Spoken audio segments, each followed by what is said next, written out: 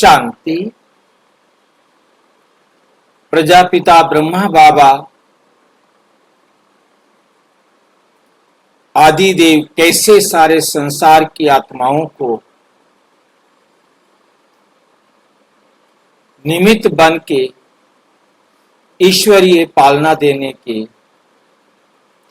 कार्य में आगे बढ़ते, कैसे यज्ञ पाकिस्तान से भारत की ओर वापस आता है, इस विषय पर आज हम चर्चा करेंगे। भारत की ओर वापसी शिव बाबा की सेना का दिव्य मार्च।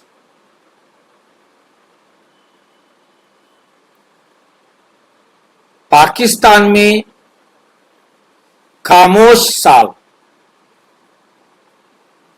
पाकिस्तान के अंदर खामोश साल, एकदम जहां कोई भी प्रश्न कोई भी बात नहीं थी, एकदम खामोश थे सारे के सारे।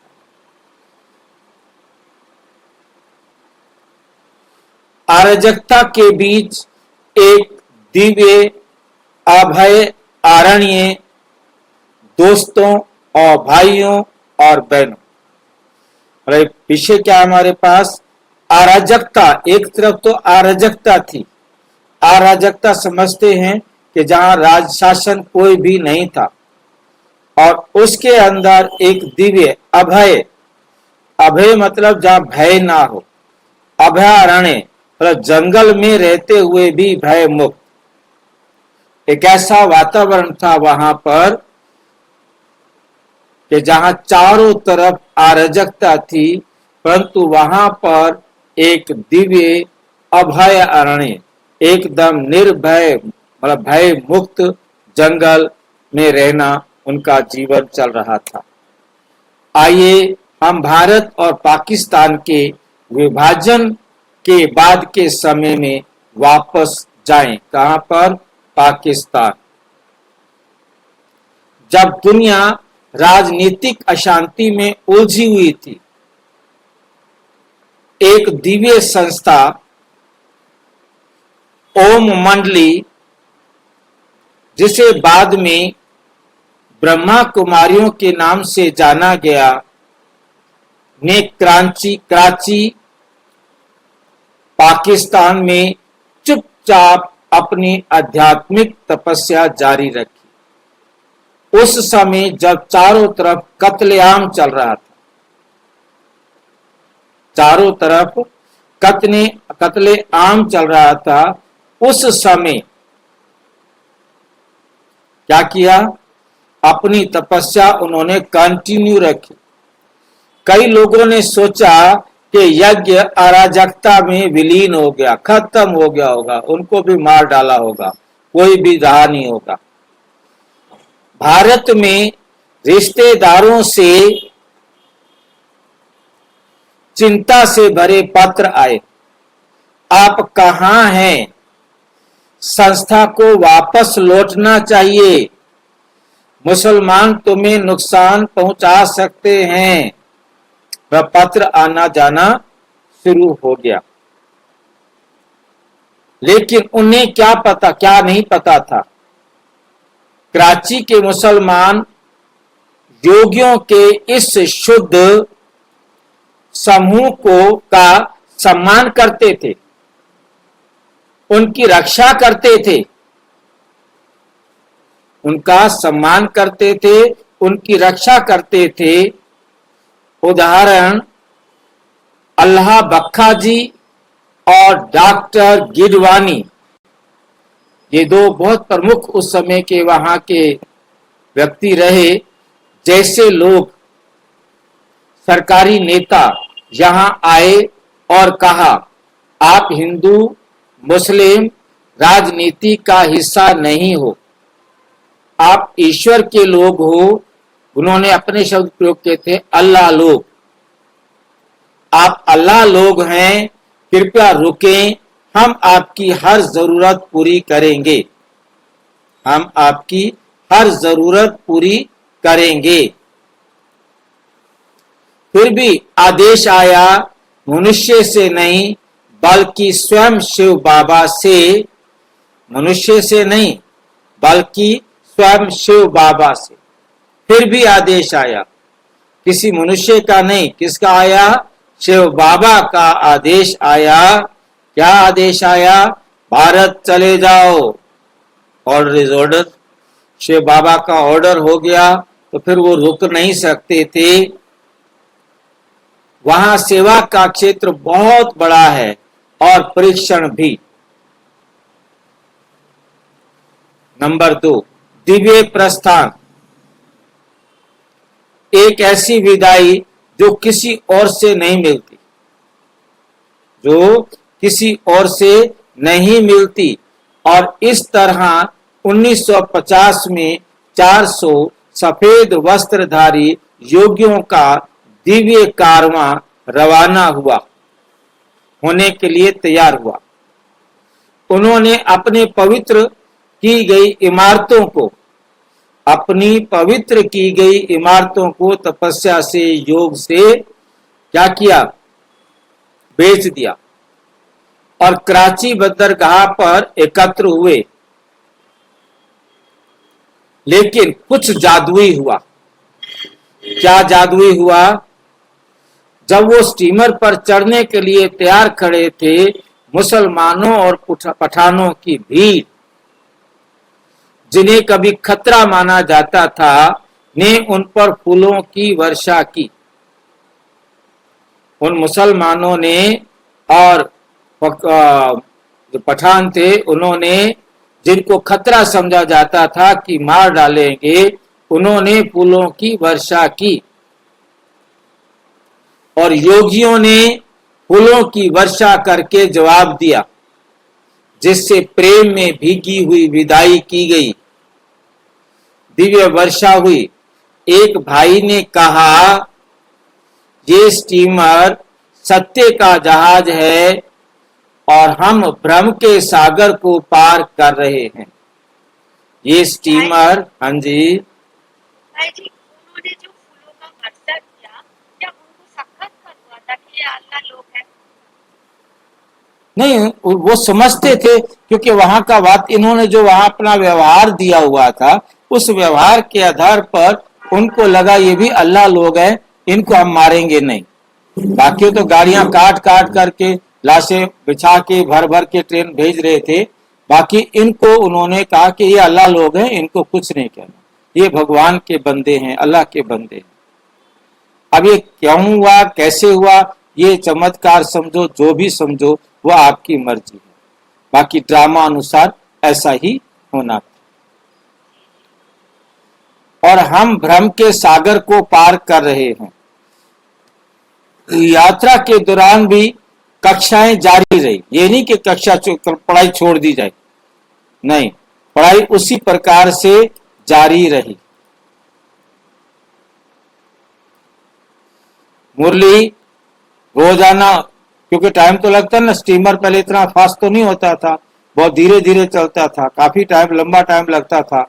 तो उसमें रात दिन वहीं पर ही रहने थे, 2-3 दिन, जो भी टाइम लगा होगा उनको, क्योंकि समय का जिक्र यहाँ पर नहीं है। यात्रा के दौरान भी कक्षाएं जारी रही, मुरली का पाठ किया गया और यहाँ तक, यात्रा के दौरान यहाँ तक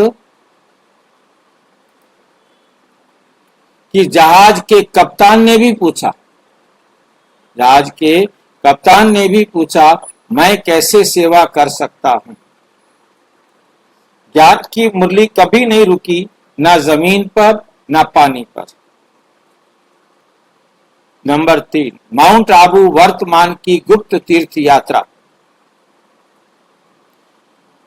ओखा में नाव चलाने के बाद वे माउंट आबू की यात्रा पर निकले। कोई साधारण पहाड़ नहीं, बल्कि एक पवित्र स्थल, बल्कि एक पवित्र स्थल।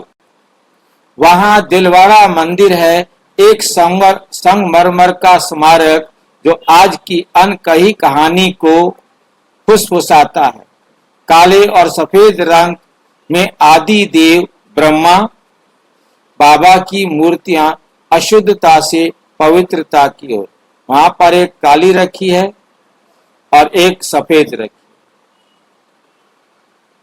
इसका मतलब है कि अशुद्धता से शुद्धता की तरफ, पवित्रता की ओर। ध्यान में लीन 108 वहां पर तपस्वी बैठे हुए हैं, शरीर चेतना के पूर्ण विजेता। मतलब उन्हें शरीर का कोई भी देह अभिमान नहीं है, वो अपने आप को पूर्ण आत्मा स्थिति में बैठे हैं। उनके हृदय में हीरे शिव बाबा की अधिक याद का प्रतीक, और छाती में हीरा लगा हुआ है, तीसरे आंख पर भी हीरा लगा हुआ, उन्होंने कुछ चिपकाया हुआ हीरा जैसा।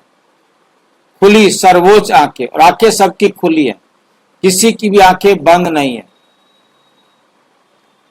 सर्वोच्च ज्ञान का संकेत। उदाहरण, इन योगियों के नग्न रूप शर्म का नहीं बल्कि आत्म चेतना का प्रतीक है, मतलब प्रतिनिधित्व करते हैं। मतलब उन्होंने वस्त्र पहने नहीं है, मतलब वो ये दिखाना चाहते हैं कि हम ना अंगे, एक्चुअल में शब्द ये था कि हम ना अंगे आए हैं और हमको नंगे ही रहना है, परंतु उन्होंने अंग शरीर को समझ लिया। अंग वस्त्र को भी कहा जाता है, अंग शरीर को भी कहा जाता है। तो उन्होंने बिना वस्त्र के ना अंगे रहना शुरू कर दिया और केवल आत्मा की पवित्रता बची रहती। जहां शरीर को भुला दिया जाता है वहां केवल आत्मा की पवित्रता बची रहती थी। दुनिया में कोई भी अन्य व्यक्ति इन मूर्तियों को बीके की तरह नहीं समझ सकता। मतलब जैसे बीके समझते हैं ऐसे दुनिया वाले और कोई उन मूर्तियों का राज नहीं समझ सकते। वहां बीके जाते हैं तो कहते हैं भाई हट जाओ हट जाओ हट जाओ, इनको जाने दो आगे। वो अपने ग्राहकों को अपने तरीके से समझाते हैं और ब्रह्मा कुमारियों कहते तुम आगे जाओ, देखो देखो जाकर के, क्योंकि उनको पता है उन्होंने जो बताना है वो हमने नहीं सुनना और जो हम जानते हैं वो जानना नहीं चाहते। दुनिया में कोई भी अन्य व्यक्ति इन मूर्तियों को बीके की तरह नहीं समझता, नहीं समझ सकता।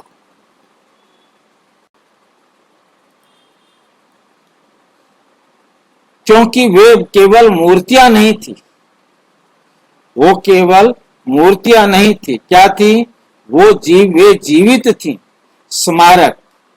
उन्हीं आत्माओं के लिए खुदे हुए हैं जो अब उनके सामने खड़े हैं। वो स्मारक उनके लिए बने थे जो उनके सामने अब खड़े थे, क्योंकि जो चैतन्य तपस्वी राजयोगी वहां आए वो उनका यादगार पहले से बना के रखा हुआ था। पांडव युद्ध के मैदान में प्रवेश करते हैं। 1937 से 1950 तक यज्ञ गुप्त रहा। 12 साल एकांत में और 1 साल गहन ध्यान में, ठीक महाभारत में पांडवों की तरह। शास्त्र कहते हैं तभी वे युद्ध के लिए उभरे। और अब 1950 में भगवान के बच्चे भारत लौट आए थे, आराम करने के लिए नहीं बल्कि लड़ने के लिए।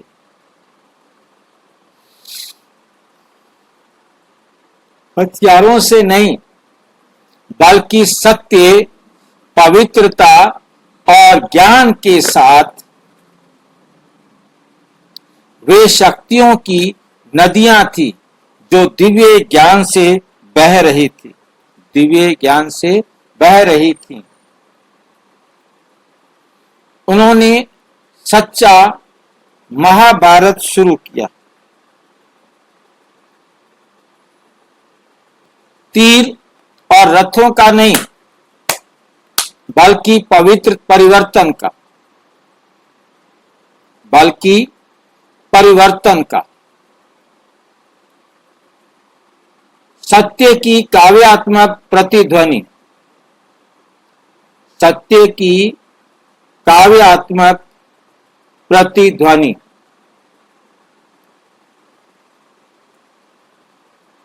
प्रतिध्वनि समझते हैं? गूंज, जो आप बोलेंगे वही आपके प्रति आएगी। कवि शुक्ल जी ने शक्तिशाली पंक्तियों के साथ इस दिव्य अवतरण के सार को पकड़ लिया।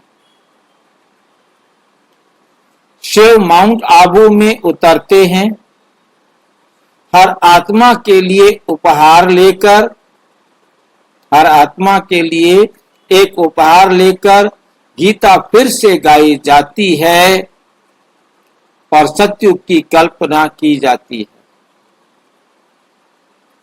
ईश्वर की संतानों का दिव्य गीत। निडर हृदय से बाबा ने बच्चों को अपना नया गान गाया। बच्चों ने अपना नया गाना गाया। हम दुनिया के परिवर्तक हैं और हम राजयोग सिखाते हैं। कभी हमारे महल सोने के बने थे, हमारा एक राज्य था, एक धर्म था। उस दुनिया को फिर से बनाने में हमारे साथ जुड़े हैं। निष्कर्ष, भारत का भाग्य और आपकी भूमि। तो मेरे प्यारे श्रोताओं, ये सिर्फ इतिहास नहीं, ये आपकी कहानी है। शिव बाबा ने अपने बच्चों को भारत वापस भेजा, सिर्फ एक संगठन बनाने के लिए नहीं, बल्कि दुनिया को जगाने के लिए, बल्कि दुनिया को जगाने के लिए। हम में से हर कोई इस आध्यात्मिक सेना का हिस्सा है। हर कोई इस आध्यात्मिक सेना का हिस्सा है। हमें सिर्फ उनके साहस की प्रशंसा नहीं करनी चाहिए, हमें उनके जैसा बनना चाहिए। हम दुनिया के परिवर्तक हैं और दुनिया इंतजार कर रही है।